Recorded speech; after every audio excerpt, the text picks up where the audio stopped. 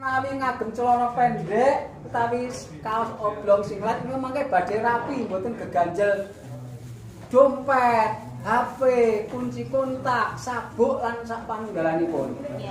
Ngaten nggih? Nggih. Prayogi menawi putri ngagemipun napa legging?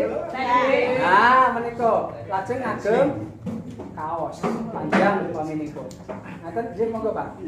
Kula badhe ngaturaken paragan ngagem busana. Pak Warnu ugi sami ngagem celana pendek ingkang leres pancen ngaten menika. Solo Jogja. Sampun, monggo Pak Warnu.